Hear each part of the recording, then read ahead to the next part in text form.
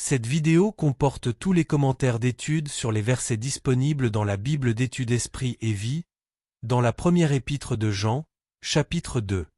Verset 1. Afin que vous ne péchiez point. Jean croit que les chrétiens nés de nouveau sont encore capables de commettre certains péchés. Cependant, il n'enseigne pas que le chrétien doit pécher. Au contraire, il exhorte ses lecteurs à vivre sans péché, voir Romains 6 verset 15, note, 1 Thessaloniciens 2 verset 10, note. Ceux qui tombent dans le péché doivent, quant à eux, confesser ce péché et s'en défaire, voir chapitre 1 verset 9, note. L'assurance du pardon repose sur le sang de Jésus-Christ, verset 2, chapitre 1 verset 7, et sur son ministère céleste en tant qu'avocat, auprès du Père, en grec parakléto. Jésus intercède auprès de Dieu à notre place sur la base de sa mort expiatoire, de notre repentance et de notre foi en lui, voir Romains 8 verset 34, Hébreux 7 verset 25, note, voir 1 Jean 3 verset 15, note, voir l'article sur l'intercession. Verset 2. Victime expiatoire. Parce qu'il est notre victime expiatoire, Jésus a pris sur lui le châtiment de nos péchés et s'est acquitté du juste jugement de Dieu à l'égard du péché. Le pardon est maintenant offert à tous les êtres humains et il est reçu par ceux qui se tournent vers Christ dans la repentance et dans la foi. Chapitre 4 verset 9 et verset 14. Jean 1 verset 29, 3 verset 16, 5 verset 24, voir l'article intitulé La terminologie biblique concernant le salut. Verset 4. Qui ne garde pas ses commandements. Jean lutte contre une mauvaise interprétation de la doctrine de la grâce et du salut. Il s'oppose aux docteurs qui enseignent que l'abandon d'une vie de péché est facultatif pour le croyant. Premièrement, ils affirmaient que l'on pouvait légitimement prétendre connaître Dieu et être sauvé, et en même temps être indifférent à la volonté et aux commandements de Dieu, et leur désobéir, voir Jean 17 verset 3, note. Deuxièmement, Jean déclare que ceux qui prétendent de telles choses sont des menteurs qui n'ont pas en eux la vérité de Dieu. La tentative d'être justifié par la foi en Christ sans s'engager à le suivre est vouée à l'échec. Verset 10. Celui qui aime son frère. Voir Jean 13 versets 34 à 35, note. Versets 15 à 16. Le monde. Voir l'article sur les chrétiens et leur relation avec le monde. Verset 18. Plusieurs antéchrists.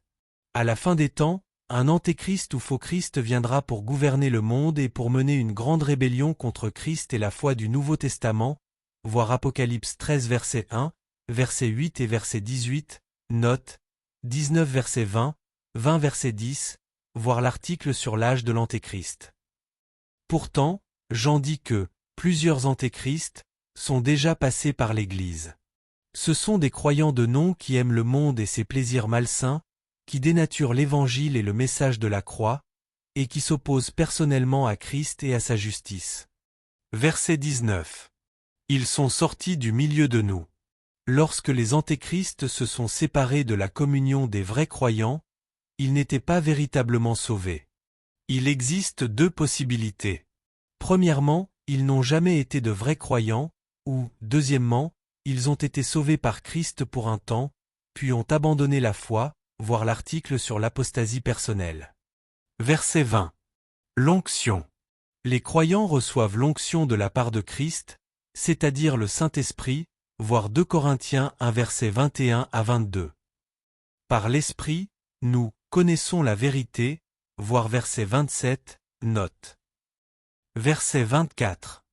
Entendu dès le commencement. Les croyants ne demeurent en Christ et ne sont sauvés qu'aussi longtemps qu'ils demeurent dans l'enseignement original de Christ et des apôtres, voir Éphésiens 2 verset 20, note. D'où deux remarques. Premièrement, l'abandon de l'évangile original du Nouveau Testament est fatal, il sépare l'homme de Jésus-Christ, voir Galates 1 verset 6 à 8, 5 versets 1 à 4. Les croyants doivent adhérer à une théologie biblique, c'est-à-dire toujours adhérer aux enseignements du Nouveau Testament. Deuxièmement, il est dangereux de courir après de nouveaux enseignements ou après des docteurs qui prêchent de nouvelles idées indépendantes de la foi chrétienne, voir Jude 1 verset 3. Pour cette raison, il est important d'étudier et de retenir fermement la parole de Dieu. Nos âmes et notre destinée éternelle en dépendent. Verset 27. Son onction vous enseigne. À tous les enfants de Dieu, l'onction est donnée, c'est-à-dire le Saint-Esprit, pour les aider à marcher dans la vérité, Jean 14 verset 26, 16 verset 13.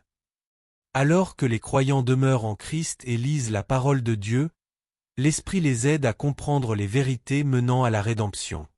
Premièrement, tous les croyants peuvent étudier et connaître la vérité de Dieu grâce à un enseignement et une exhortation mutuelle, Matthieu 28 verset 20, Éphésiens 3 verset 18, Colossiens 3 verset 16. Deuxièmement, ainsi, les croyants disposent de deux protections contre l'erreur doctrinale. La révélation biblique, voir verset 24, et le Saint-Esprit. Troisièmement, les croyants n'ont pas besoin des faux docteurs qui enseignent des doctrines extra-bibliques. C'est là le sens des paroles de Jean, vous n'avez pas besoin qu'on vous enseigne.